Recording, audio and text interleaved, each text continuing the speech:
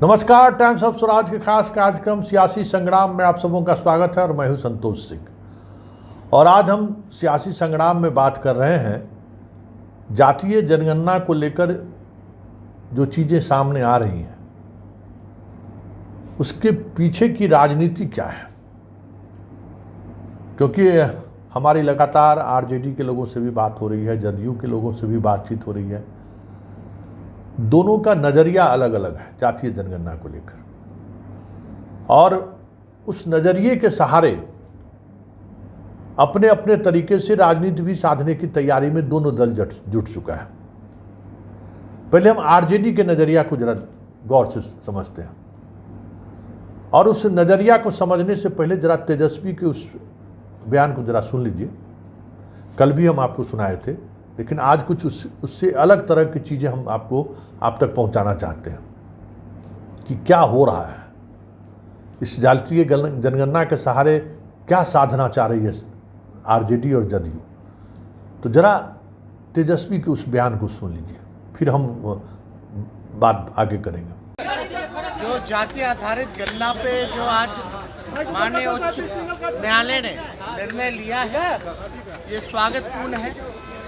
ये बिहार की जनता की जीत है और ये बिहार हित में ये फैसला लिया गया है। जो फैसला, जो निर्णय महागठबंधन की सरकार आदरणीय नीतीश कुमार जी और राष्ट्रीय अध्यक्ष लालू जी के नेतृत्व में जो हम लोगों ने लिया था कि सरकार बनेगी तो जातीय आधारित गणना यानी कास्ट बेस्ड सर्वे हम लोग कराने का काम करेंगे। लगभग 80% से ज़्यादा काम हो रखा था। बाद में भाजपा के कुछ लोगों ने मिलजुल करके साजिश रचने का काम किया और इसके बाद स्टे लगा। तो आज जो फैसला आया है, इससे बिहार के लोगों को बहुत लाभ होने वाला है। ख़ास तौर पे हर जाति में हम लोगों का मानना है, हर जाति में गरीबी है, और ये जाति आधारित गणना केवल जातियों की गिनती ही नहीं बल्कि उनकी आर्थिक स्थिति को भी जो है बताने का काम करेगी। तो सरकार को उन लोगों के लिए योजना बनाने में काफ़ी मददगार होगी। जो लोग रिक्शा चलाते हैं, जो लोग मजदूरी करते हैं, जो लोग भूमिहीन लोग हैं, जो नाला का सफाई करते हैं, जो लोग भीख मांगने का काम करते हैं, ऐसे जो गरीब हैं उनकी गरीबी का पता करके हम लोग जो है उनके लिए योजना कार्य बना करके उनके लिए काम करेंगे। तो आपने सुना तेजस्वी क्या कर रहे हैं। कहने को तो वो कह रहे हैं कि इससे जो दबे कुचले लोग हैं, जिनको रिप्रेजेंटेशन नहीं मिला है, उनको कैसे रिप्रेजेंटेशन मिले, उसमें एक नए तरीके के लोग जो सामने आएंगे उनके लिए हम अलग तरह का अर्थनीति बनाएंगे या योजना बनाएंगे। इसमें सभी गरीबों की उन्होंने बात की है। लेकिन याद करिएगा कि इस देश में एक पॉलिटिकल पार्टी के रूप में आरजेडी ही था जो गरीब सवर्णों के आरक्षण की हिमायती दिखाया था उन्होंने। लेकिन जब पार्लियामेंट में बहस हुआ तो इनके तरफ से मनोज झा ने उसका विरोध किया, और फिर ये चीज़ें बिहार में भी तेजस्वी का भी बयान कमोबेश उसी तरीके से आया। वो विरोध क्यों था और उसका रिश्ता जातीय जनगणना से क्या है, हम चर्चा करेंगे। लेकिन जरा विजय चौधरी का बयान सुन लीजिए कि विजय चौधरी जातीय जनगणना का जो हाई कोर्ट से जजमेंट आया है उसके बाद वो किन बिंदु को फोकस कर रहे हैं, जरा आप भी सुनिए। जिस रोहिणी आयोग के रिपोर्ट मीडिया के माध्यम से सार्वजनिक हुए हैं, उसकी भी चर्चा प्रधानमंत्री से मुलाकात के दौरान हुई और हम लोगों ने अनुरोध किया था कि जो रोहिणी आयोग की रिपोर्ट आने वाली है उसके बारे में जो मीडिया में खबरें आ रही वो भी जब तक जाति आधारित गणना या अगर केंद्र सरकार करा देती तो जनगणना ही हो जाता। तो अगर ये नहीं होता है तो फिर कैसे जो अन्य पिछड़ी जातियां हैं उनमें भी फिर उनका वर्गीकरण जो सब कैटेगराइजेशन करते हैं वो कैसे हो पाता। इसलिए ये बहुत ही उपयोगी एक्सरसाइज हो रहा है, बहुत उपयोगी काम हो रहा है। और सबसे बड़ी बात है कि मुख्यमंत्री नीतीश कुमार के नेतृत्व में फिर से एक बार पूरे देश को रास्ता दिखाने का काम होगा और देखिएगा आने वाले समय में दूसरे प्रदेश की सरकारें भी अंत में ये काम करने के लिए मजबूर हैं। तो आपने सुना, रोहिणी आयोग की बात कर रहे हैं। अभी हाल ही में, मतलब 1 सप्ताह होने को है, रोहिणी आयोग का रिपोर्ट सदन में पेश होगा। अभी रिपोर्ट आ गया है। उस रिपोर्ट में क्या है, विजय चौधरी ने इशारों में कह दिया है कि अति पिछड़ों में भी जो पिछड़ा है उसको लेकर ये आयोग बना, और 3000 ऐसी जातियां हैं जिनको इस आयोग में अध्ययन किया गया पूरे देश में। अब समझ जाइए कितना विशाल देश और कितनी जातियां हैं। तो जब इन 3000 जातियों को अलग कैटेगरी में मान लीजिए, जैसे एनेक्सर 1 है, एनेक्सर 2 है, एनेक्सर 3, एनेक्सर 4, एनेक्सर 5, एनेक्सर 6, ये इस तरीके से कैटेगरी वाइज करने की बात है। और उसमें जो सबसे कमज़ोर पिछड़ों में है उनको ज़्यादा से ज़्यादा आरक्षण मिले, ये बात रोहिणी कमीशन में है। मतलब कि पिछड़ों की जो राजनीति अभी यादव, कोयरी, कुशवाहा तक सीमित है, वो राजनीति अब उसको नीचे ले जाने की कोशिश हो रही है। जिसको नीतीश कुमार बिहार में किए, जिसको कर्पूरी ठाकुर किए थे। कर्पूरी ठाकुर सफल नहीं हो पाए, उनका संयोग से उनका देहांत भी हो गया उसी दौर में। लेकिन उस दौर में यादव, कोयरी, कुर्मी बहुत ही मजबूती के साथ सवर्ण से फाइट कर रहा था। लड़ाई सामने सवर्ण से था, राजपूत, भूमिहार, ब्राह्मण से। तो उस दौर में बीच का रास्ता निकालने की कोशिश उन्होंने की कि यादव की राजनीति को हम कैसे इस तरीके की दबाव की राजनीति से हम अपने आप को बाहर निकालें। लेकिन उस वक्त में पिछड़ों जातियों में इस तरीके की गोलबंदी नहीं हुई, तो वो कर्पूरी ठाकुर लगातार परेशान भी हुए इस वजह से। यादव की राजनीति से उस दौर में जितने यादव के बड़े बड़े नेता हुए, हिमांशु जी हमारे यहाँ के थे, वो भी उनके खिलाफ अभियान चलाते रहते थे, परेशान रहते थे वो। तो उससे बाहर निकालने का रास्ता उसने भी बिहार में जो देखते हैं एनेक्सर 1, एनेक्सर 2 आरक्षण वाला, कर्पूरी फार्मूला ही वो है आरक्षण का। उसमें 3% सवर्ण में जो गरीब है उसको भी वो शामिल किए थे। तो वो उस दौर में भी कोशिश किए, लेकिन दौर कांग्रेस का भी था, तो उस तरीके का सपोर्ट उन्हें नहीं मिल पाया। लेकिन नीतीश कुमार ने इस प्रयोग के सहारे लालू यादव को पिछले कई वर्षों से सत्ता से दूर रखे हुए हैं। आज भी लालू यादव इस स्थिति में नहीं है कि नीतीश कुमार की राजनीति के बगैर वो सत्ता में उनकी वापसी हो जाए। ये सत्य है।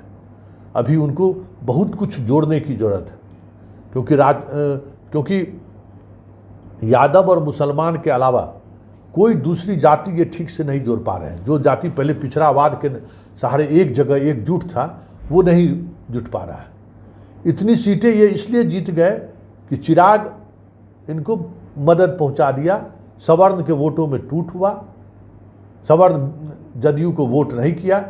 उस वजह से ये देख लीजिए अधिकांश सीटें इनका जो अभी है 40-50 सीटें ऐसी आपको मिल जाएंगी। अगर चिराग खड़ा नहीं होता तो फिर रिजल्ट कुछ और होता, 2010 वाली स्थिति हो जाए, उससे थोड़ा ज़्यादा सीट मिल जाता आरजेडी को। ये एक बड़ा फैक्टर है। चिराग की वजह से आरजेडी को भी नुकसान हुआ है, ऐसा नहीं है कि नुकसान नहीं हुआ, कई जगह पर नुकसान भी हुआ, लेकिन एक बड़ा फैक्टर रहा चिराग। तो रोहिणी आयोग की जो रिपोर्ट है, वो रिपोर्ट पर अगर विजय चौधरी इस तरीके से अपनी बात रख रहे हैं, मतलब साफ है, नीतीश उस राजनीति जो अति पिछड़े की जो राजनीति है उसको और नीचे ले जाना चाहते हैं। और कुशवाहा, यादव और कुर्मी का जो एक राजनीति रहा है, या फिर नौकरी में जो कह सकते हैं कि संख्या पिछड़ों जातियों में सबसे ज़्यादा संख्या इन्हीं लोगों का है। तो जो एक बिहार में हालांकि एनेक्सर 1, एनेक्सर 2 के कारण वो चीज़ें नहीं हो पाती हैं, लेकिन और उसके पास आरक्षण 27% में ज़्यादा लाभ उनके पास पहुंच जाए, इसकी भी राजनीति होगी। और रोहिणी कमीशन का रिपोर्ट यही दिखाता है, क्योंकि बिहार में यादव अगर पिछड़ी जाति में है तो हरियाणा में वो सवर्ण है, कई राज्यों में, साउथ के राज्यों में भी यादव सवर्ण है। तो सिर्फ बिहार के आधार पर लालू राजनीति करना चाहते हैं कि भाई जो 10% दिया गया है उस 10% में देखिए बिहार में सवर्णों की आबादी कितना है, 15% वाले को 10% का लाभ मिल रहा है। तब हम उसी आधार पर पिछड़े को गोलबंद करेंगे। लालू का ये फार्मूला है कि जातिगत जनगणना के आधार पर हम इसको साधेंगे कि देखिए इस 10% 15% वाले को, मतलब फॉरवर्ड के खिलाफ गोलबंदी करें तमाम बैकवर्ड को, जबकि वो राजनीति काफ़ी पीछे छूट चुका है। लेकिन कोशिश है आरजेडी की तरफ से कि उस राजनीति को हम फिर से वापस लाएं। पिछड़ा वर्ग जो अति पिछड़ा में विभक्त हो गया है, वो तमाम को हम एक प्लेटफॉर्म में, एक माले में पिरोएं। उसके लिए वो जातीय जनगणना में उन चीज़ों पर फोकस करना चाहते हैं और नीतीश रोहिणी आयोग को फोकस करना चाह रहे हैं।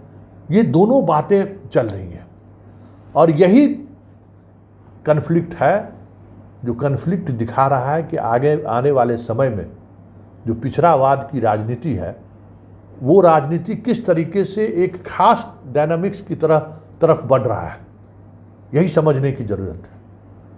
और रोहिणी कमीशन पर नीतीश के द्वारा इतनी गंभीरता से चर्चा, मतलब समझ जाइए कि 2024 के इर्द गिर्द जो चीज़ें चल रही हैं उसमें बिहार में और नीचे स्तर पर जो अति पिछड़ा है उनको ज़्यादा से ज़्यादा प्रमुखता दे, इस तरीके की राजनीति बिहार में एक अलग डायनामिक्स की तरह शुरू हो जाए तो कोई बड़ी बात नहीं होगी।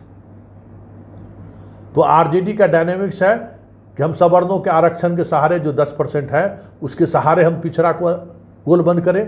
नीतीश का डायनामिक्स है कि हम अति पिछड़ा को और नीचे ले जाएं, उसके सहारे हम अति पिछड़ों को गोलबंद करके हम राजनीति करें। ये दोनों ऐसी राजनीति है कि दोनों दो ध्रुव की राजनीति है और इस दो ध्रुव की राजनीति में अब देखना ये है कि कौन क्या साध पाता है, क्योंकि आज की राजनीति अब सवर्ण के खिलाफ उस तरीके की राजनीति नहीं रही जो 90 के दशक में रही, और उसमें जितना फसल काटना था वो लालू यादव काट चुके हैं। अब वहाँ नए तरीके से फसल लहलहाने की गुंजाइश कम है जहाँ तक हमारी राजनीतिक समझ है। लेकिन नीतीश कुमार जिस रोहिणी कमीशन की बात कर रहे हैं, हो सकता है कि मोदी लोकसभा चुनाव की घोषणा से पहले रोहिणी कमीशन की लागू कर दे यूपीएससी की परीक्षा में, कोई बड़ी बात नहीं होगी, क्योंकि वो यूपी में जो प्रयोग कर रहा है, यूपी में उन चीज़ों को उन्होंने देखा है। क्यों राजभर को ले रहे हैं, दारा सिंह चौहान को ला रहे हैं कि जो छोटी छोटी जातियां हैं उसको जोड़ और एक सर्टेन वोट बैंक के साथ उससे लड़ाई लड़ो। लालू का क्या है कि मुसलमान और यादव को तो हैं ही, हम अन्य पिछड़े जातियों को सवर्ण के आरक्षण के सहारे हम अपनी ओर खींचे। नीतीश का क्या है कि सवर्ण के प्रति थोड़ा सॉफ्ट रहो और जो पिछड़ों में जो अति पिछड़ा है, उसमें जो अति पिछड़ा है उसको साथ लेकर जुड़ो। यही राजनीति है। और जातीय जनगणना को लेकर भले नीतीश और लालू दोनों साथ हैं, लेकिन दोनों की सोच अलग अलग है। और एक सोच है यथावादी का, मतलब बिहार की राजनीति फिर पुराने धर्रे पर लौट आए। दूसरी की सोच है कि हम उसको और आगे बढ़ाकर एक अलग तरीके की राजनीति स्थापित करके हम वापस जाएं। अब देखिए, इतिहास कहते हैं कि अक्सर दोहराता है, लेकिन सामाजिक बदलाव की बात जो एक बार राजनीतिक तौर पे, सामाजिक तौर पर जो चीज़ें बदल जाती हैं उस पर रिवर्स गियर लगना बड़ा मुश्किल होता है। चलिए, लेकिन राजनीति है, चुनौती दोनों के सामने में है कि बिहार को वो किस दिशा में ले जाना चाहते हैं। लेकिन इतना तय है कि जातीय जनगणना ने एक ऐसा टूल दोनों को, नीतीश कुमार और लालू यादव को दिया है, जिसके सहारे बिहार में कम से कम धर्म की राजनीति का जो डंका पीटने की कोशिश हो रही है, वो डंका का बाजा बजा दें इन दोनों मिलकर, तो कोई बड़ी बात नहीं।